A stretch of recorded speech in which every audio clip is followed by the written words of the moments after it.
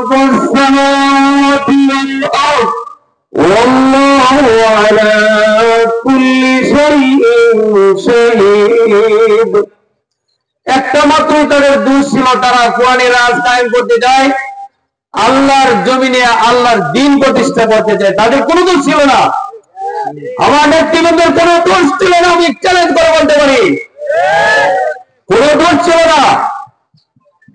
যারা কায়েমি স্বার্থবাদী এরা বরদাস্ত করতে পারে নাই যে আল্লাহ মতো ব্যক্তি যদি এই দেশে থাকে আমাদের ক্ষমতা রাখা কঠিন হয়ে যাবে। ঠিক আছে কিনা বলেন? এই জন্যই নেতৃবৃন্দকে এইভাবে শাহাদাত বরণ করতে হয়েছে। এখন আমি বলতে চাই আপনাদের কাছে, বাংলাদেশ জামাত ইসলামী শাহাদাত বরণ করে এই দেশের রক্ত, এই দেশের মধ্যে সবুজ ভূমিতে রক্ত ঝরেছে। এই দেশ ইসলামের জন্য কবুল হয়েছে আমি মনে করি। আপনারা কি ইসলামের পথে থাকতে চান? রাজি আছেন সবাই ইনশাআল্লাহ?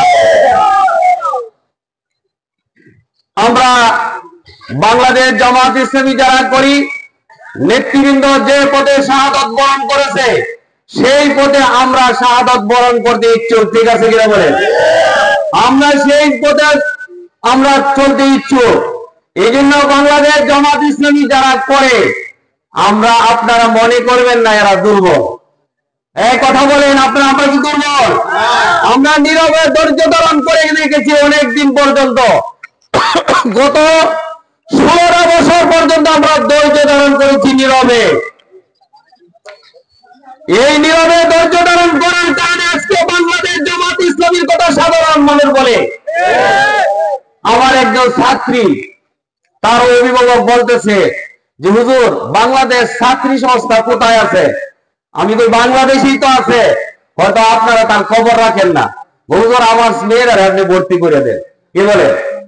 এক জায়গায় আমি গেছি, সাধারণ এই যে আমাদের একটা তালিকা থাকে না সদস্য বরণের, তা আমি বলছি যে ভাই সদস্য বরণ তো 10-12টা আছে। তাই 10-12টা বরণ কি হইব? 500 বরণ আমরা সামনে আনিয়ে দেন। এটার কারণ নাকি? এটার কারণ নাকি?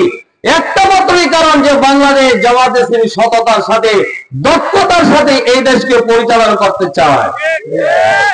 আজকে আপনারা যারা দেখেন, আপনারা যারা আছেন দেখেন, লক্ষ্য করে দেখেন যে এই বাংলাদেশের মধ্যে 53 বছর পর্যন্ত যারা এই দেশকে শাসন করেছে, আজকে জনগণের জন্য কিছু করে নাই, তাদের নিজের ব্যক্তি স্বার্থের জন্য করেছে। আমরা যা পেপার পত্রিকায় দেখি কেউ বাড়ি 360টা, কি বলেন আছে কিনা বলেন? কেউ বাড়ি 360টা আছে, বলেন মানুষ কয়টা বাড়ি হইলে চলে?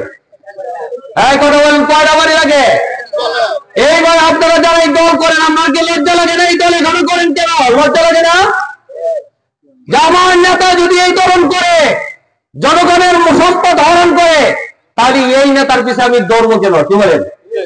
এই জন্য আমি উদাত্ত আহ্বান জানাই আপনাদের কাছে, আসেন বাংলাদেশ জামাত ইসলামীর পতাকা তলে আপনারা সমবেত হন।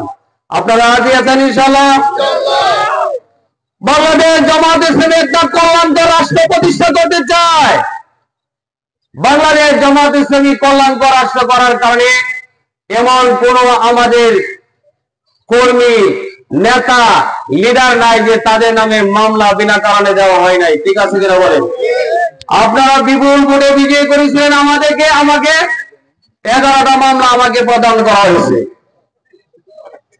আমাকে যে মামলা প্রদান করা হয়েছে, একজন মানুষ তো বিশ্বাস করবে দূরের কথা, একটা শয়তানেও বিশ্বাস করবে না। আমাকে মামলা প্রদান করা হয়েছে মাছ চুরির মামলা। আমার জামিন হয়ে গেছে, ওর মাছ চুরির মামলা আরেকটা দেখাইছে। পরে আমার যখন জামিন হয়েছে, পরে সাদাবাজি মামলা। এরপরে যখন আবার জামিন হয়েছে, আরেকটা সাদাবাজি মামলা। এইভাবে যখন জামিন হইতে আছে একটার পর একটা, ময়মনসিংহ ব্রিজ মামলা, ব্রিজের মধ্যে আমি বাংলা এলাকায় বোমা তৈরি করতেছি। লোক তো হালকা না, কি মনে করে? ঠিক না? এরপরে তালতলা মাদ্রাসা কোথায় আছে, এখানে আমি বাসের মধ্যে বোমা মারছি, এটার মামলা। এরপরে জনতা বাজার, এই ব্রিজ ভাঙার জন্য আমি চেষ্টা করতেছি, তার উপর